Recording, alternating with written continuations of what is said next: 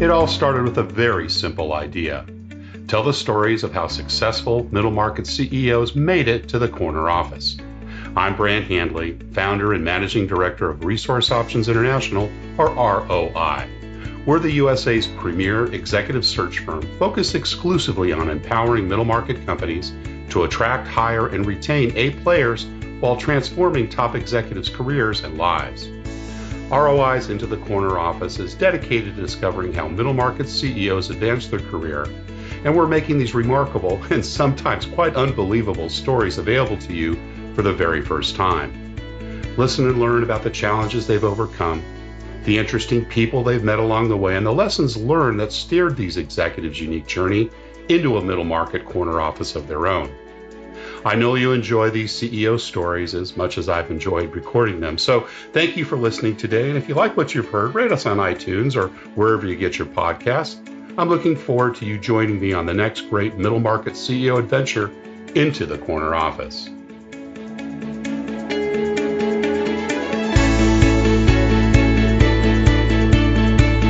Today's guest is CEO Rohit Tibrewala.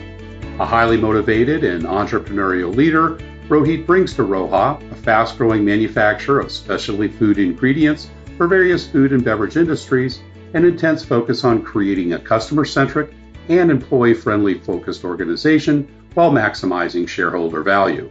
Rohit has been responsible for Roha USA organization since 2001 and has gained remarkable market share in less than 10 years under highly competitive market conditions. Rohit lives in St. Louis with his wife and 2 boys. Rohit Tibrewala, welcome into the corner office. Thank you, Brent. My pleasure. Great to have you here today. Well, we like to start with some background data and hear a little bit about the early years. Tell us a little bit about where you grew up and what your family life was like. So I'm originally from India, and when I was growing up in India, we grew up in a joint family, which is kind of a foreign concept here in the Western world. So just, in a joint family, my father... Kind of multi-generational, or was it uncles and cousins as well? Multi-generation. So my grandmother and 3 of her sons. So basically my father and 2 of his brothers, and then 9 of us. So 9 children. All that's of us. Big family. All of us.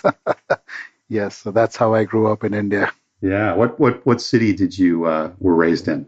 So my father moved around a lot, but I think this joint family was in Jaipur, which is in the northern part of India. And then in the later part, he moved closer to Mumbai.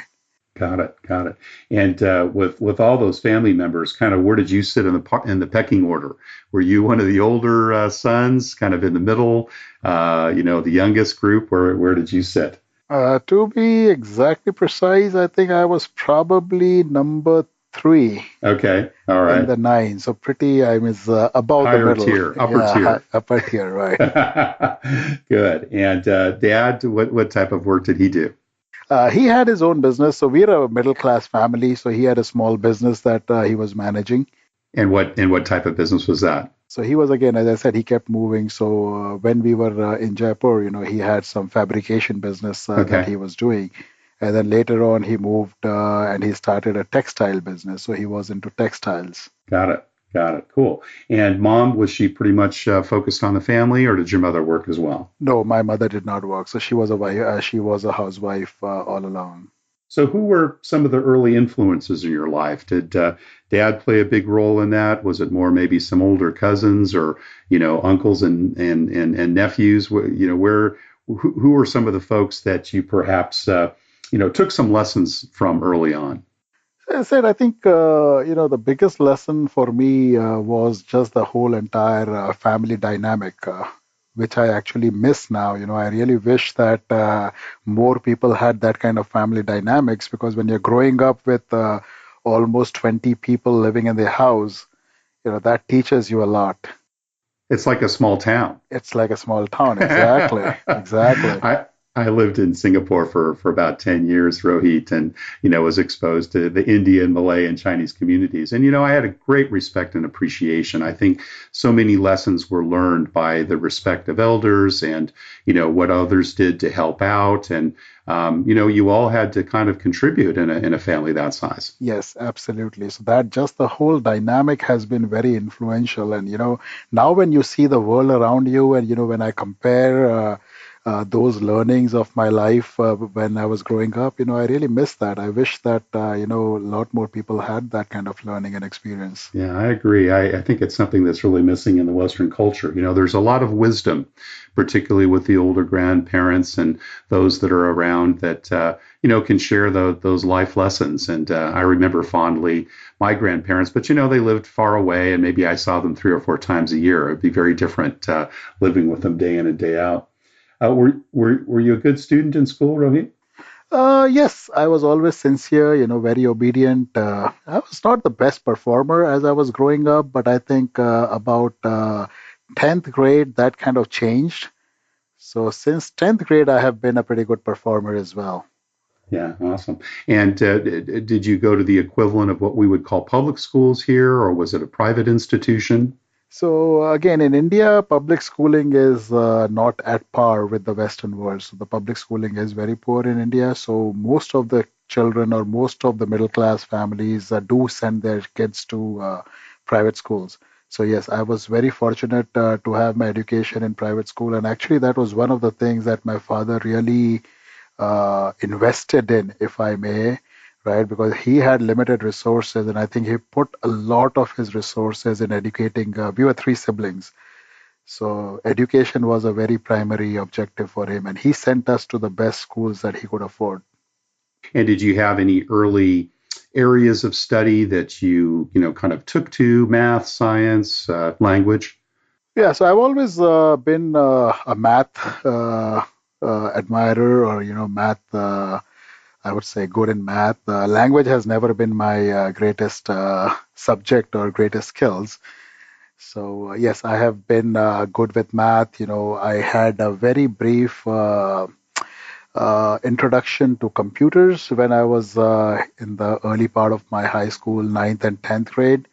And then I had to choose between engineering and accounting, finance. And I kind of found myself to be more of a financial person. So from mid high school, I kind of took the path of business and finance. And any outside activities outside of class, sports? I guess cricket was probably pretty popular when you were growing up in India. Music, theater. What were some of your interests? So again, it's all relative and comparative. So when I see my kids are growing up here, so I have two boys now, 15 and 11. And, the opportunities that they have, they can lay their hand on any sport and they can try it out. In fact, they keep trying different sports every 3 to 6 months. We were not that fortunate. We had limited resources. As you said, cricket was the only sport that was being played at mass scale. You would get on the streets and start playing cricket, Yeah, yeah, right? And anything beyond that was out of reach. yeah, But sure. So no club play or any kind no, of yeah, no, yeah. not much, Yeah, not yeah, much. it was more fun out in the streets. And another key difference that we certainly have discovered in doing the podcast series, because we've had a number of immigrants like yourself that have been very successful here. But again, knowing from my time overseas, doing entrepreneurial things as a kid is quite common in the U.S. Whether it's a paper route or selling lemonade. We had one CEO who was the youngest sister of three boys, and she folded the papers for her older brothers for the paper routes. Was there any kind of thing like that growing up? Was there extra spending money that you could earn in India, or were you pretty focused on your education? I say again that in family when you're growing up in India, that one thing is not there, where you don't have to earn your money as you are growing up as a child. Your parents provide for almost everything and for as long as you are studying. So no, we did not have to earn money for anything. But then again, after the 10th grade, so when I got into the 11th grade, I was required to go and attend the office with my father. So we call it a junior college in India, 11th and 12th. And so when I got into the junior college, the college was morning. So I would be done by 2 o'clock. So after 2 o'clock until at least 6 or 7, I had to go and attend the office. Ah, and did you actually work there? Yes, I had to. So I had specific tasks assigned, and I would have to go and complete those tasks. So yes, I have been involved with my father's business since I was in 11th grade. Got it. And I don't suspect you were paid for that. Is that correct? No, no payment. It was expected. You were earning your room and board, right? Yes, yes, yes. So the only thing I was paid was a bicycle, and I would use my bicycle to come from home to the office. To go back and forth. Oh, that's great. Well, Yes. was it kind of a foregone conclusion that you would go on to college, Rohit? Yes, that was a must. That was a requirement because, again, my dad had made it very clear that, because he did, as I said, education was very important for him. And, when we got out of school, it was very clear that either we have to take up some professional course or he would just end our education right there. And he put all three of your siblings through private school? Yes, all three of us. In fact, we all went to boarding schools in All went to boarding India, schools. Yeah. right? So we all And were in all went boarding on to schools. college as well? Yes, all three of us finished our colleges. In fact, my brother and I, both of us, we went into professional courses and we both completed our professional careers. And I know that in Europe, the educational system is different. And I imagine in some ways, perhaps India was based on the British system. Was there kind of streaming, into certain areas of study at an earlier age, or did you have some choice around what you studied going into college? So there were choices. It's again, it's not as vast as the US education system. So we did have, I told you I went to a boarding school and we had the international board where we had about 5 core subjects which everybody had to do, and then we had 2 optional subjects in the ninth and 10th grade. So we had some options, and we chose. So I chose accounting, and then from middle school, like from 11th grade onwards, there are choices. You can go engineering, medical, whatever you want. So there are, and again, as I mentioned earlier, I chose accounting and You like the finance, and finance, yeah, right, and accounting that's area. where I continued. And then did you go on and achieve a master's degree, or did you go to work right after your bachelor's? No, so I completed my bachelor's in accounting and finance, and fortunately in India, right when I was starting, in fact, I was the first batch to have gone through the equivalent of the CPA course, which is referred to as chartered accountants. Uh, Before my batch, you had to complete your graduation and then go through a 4 years course to complete your chartered accountancy. When I went into 12th grade, they changed the course where we could start our CA course in parallel with our college. So I was very lucky. So I was doing my college and I was doing my professional course at the same time. And I kind of completed that at the same time as well. So did you go right into an accountancy position? Was that your first job out of college? No, so I was, again, during that accountancy course, you had to do internship for at least 3 years. So while I was in college, again, I would go college in the morning and my accountancy internship. So I had to work for an accounting firm in the afternoon. But then when I completed that, we are growing up in a smaller city, came from an entrepreneur family. My father had a business and he said that, I would rather have you do a business. So he pushed me and he said, okay, you've learned this business with me since you were in 11th grade. So why don't you go and start this business in a different town? Ah, okay. So Got I it. was kind of sent out to a remote town I had never heard of, had never Wow. seen, and just packed my bags and went there and started my business. And you were what, 19, 20 at the time? 21. 21. Wow. Terrific. So kind of got a little bit of seed money and then started on your entrepreneurial path. Yes, yes. And then what brought you ultimately to America? So again, trying to work on that business at 21. I spent 1.5 years. Obviously, the market was not that big, and it didn't seem as if there was a significant future in that. And at that time, Roha was Roha is owned by my uncle. It's my father's cousin, and he was starting to venture beyond India. He was growing, and he was doing pretty good. So Now, my was he one father, of the uncles that lived in the extended family growing up? no, no, It no, was not. no, he Okay. was not. So my father he spoke to me and he said that, he's growing and it might be a good idea for you to maybe join him.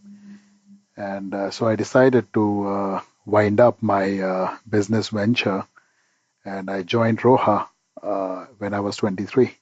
Excellent. Cool. And having worked with Roha for about 2 years in India, we wanted to start our business in the US. And I think just that's where we hired some people, a couple of people here, to help us get through. And then within a year, we realized that if we really wanted to be successful here, it's important for somebody to be here From the family. from Yeah. the family, right? And that's when I volunteered. So And you raised your hand and took the big step. yes, yes, yes.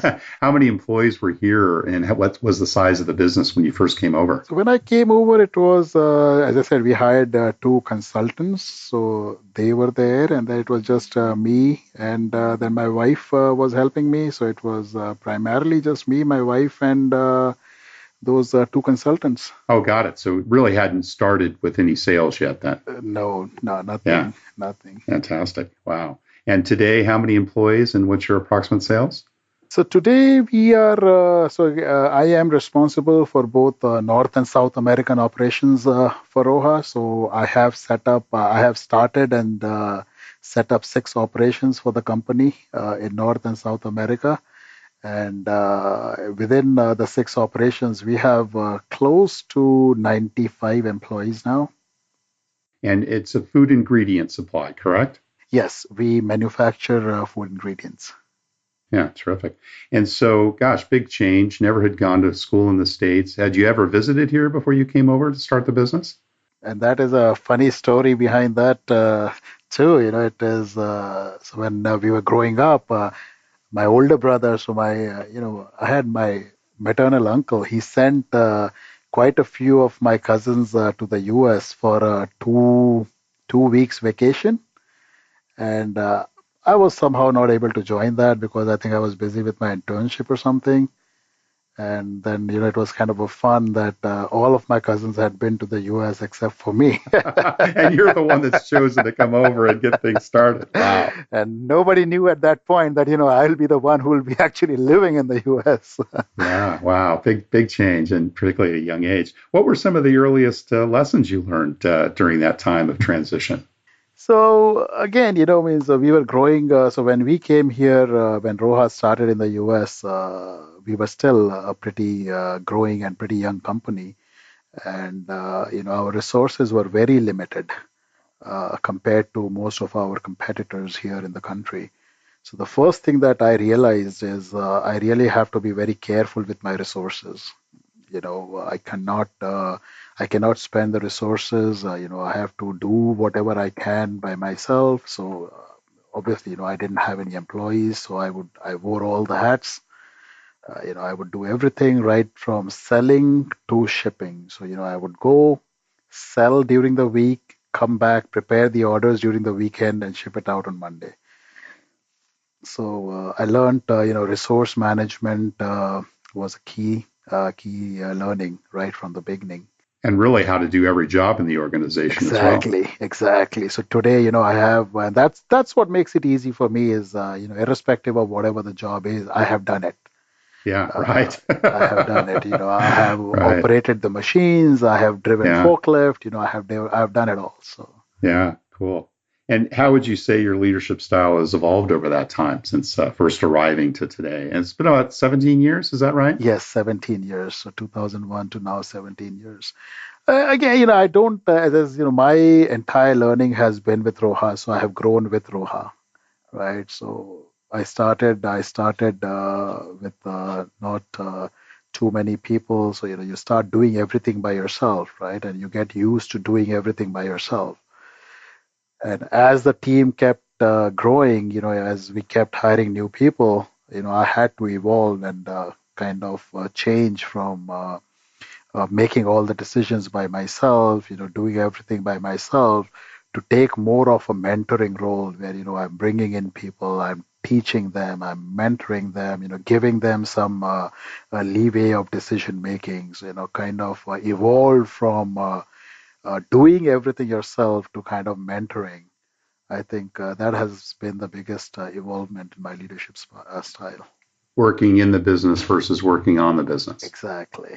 And today, do you have kind of a standard management structure? In other words, kind of, three or four key department direct reports with people that kind of filter down from there, or is it much more of a flat structure? So now we have actually, since last 17, 18 years, Roha has kind of grown significantly globally. And as I said, I am responsible for the North and South American market. And we have similar setups all over the world. So we have, as a company, we have evolved into a matrix management organization. So, that's what we are following now. And then how many direct reports do you have, directly reporting into you of the So right, 95%? yeah. So right now I have about seven of them who are directly reporting into me. Got it. And is it kind of traditional functional areas, marketing, sales, finance, Yes, IT? Yeah. yes, yes, yes, yes. How do you decide with them? And again, talking specifically about their direct reports, when it's time to micromanage or when to stay out of the sandbox? It's see, what we try to do typically is have regular meetings, set expectations clear. And once the expectations are clearly set, for as long as they are meeting the expectations, I try to stay out of the micromanagement.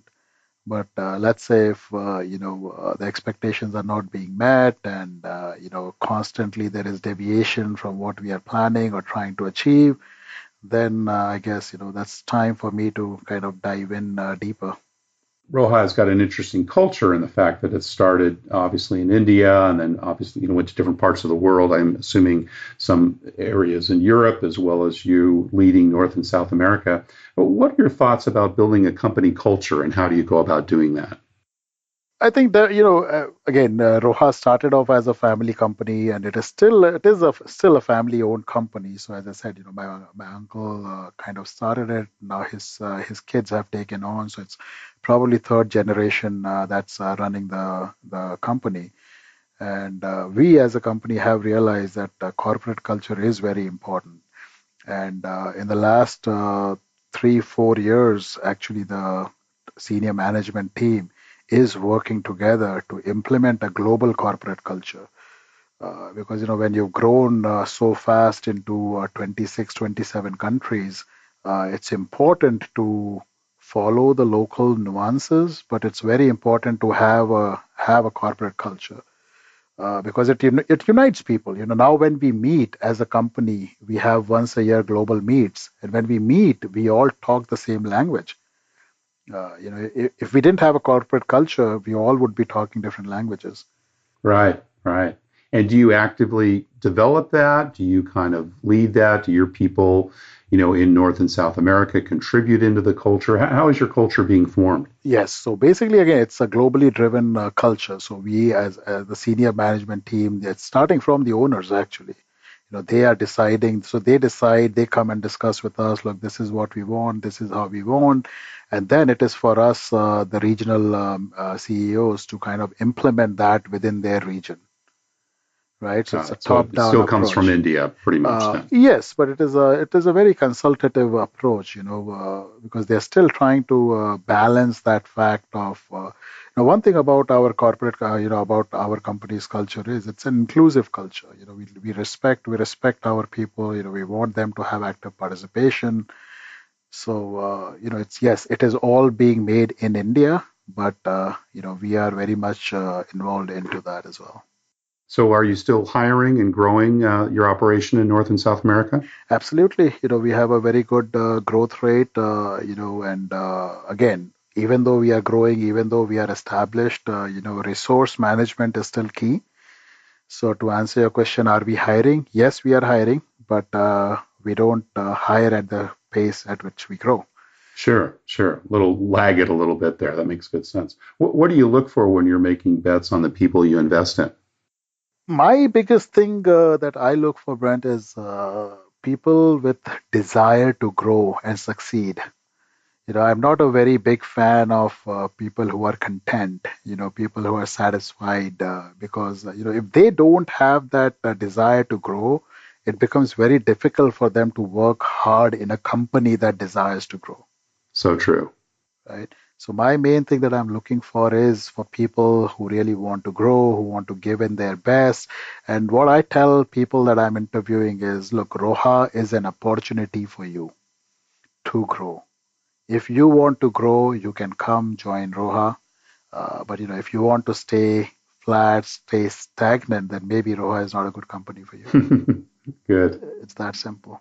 And do you get involved in hiring at multiple levels within the organization, beyond those that would report directly to you, Rohit? Yes, so I try to get, so the way we work is we work in obviously panel interview process. So we never have like one Right. person interview and hire. And I personally like to get involved up to two levels. So my direct reports and their direct reports. And then similarly, we just go down the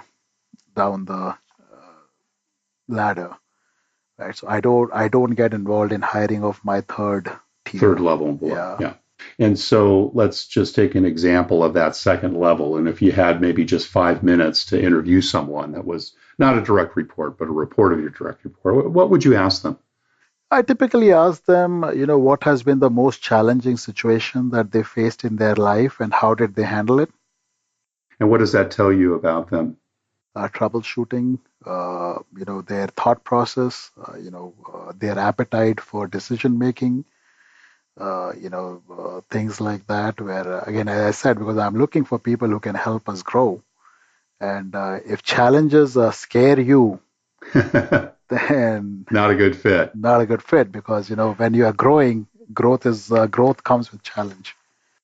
Well, Rohit Tibrewala, you've been very generous with your time. We appreciate that. We've got one last question we'd like to ask all the CEOs we have on into the corner office. And, what career and life advice would you give to someone who's got their eyes on the corner office or perhaps wants to be an entrepreneur like you? See, what I have learned, Brent, in my career is it's very easy to do things. It is very difficult to get it done. So for you to be successful, you have to be respectful to people. You have to be a mentor and not a boss. Because if you cannot train, if you cannot coach, if you cannot advise your people, sooner or later they will leave you. Well, Rohit, thank you so much. Wishing you the best of success with Roha in North and South America and globally, and appreciate your time with us today. Thank you, Brent. It was a pleasure. Thank you for listening to Into the Corner Office with Brant Hanley. We hope you enjoyed hearing our guest CEO story as much as we did. If you want to hear more CEOs reveal their journey into the corner office, please subscribe via iTunes and tell your friends and colleagues. For more information about Brant, Resource Options International, and the mighty middle market, visit www.goforroi.com. We look forward to having you join us for our next episode.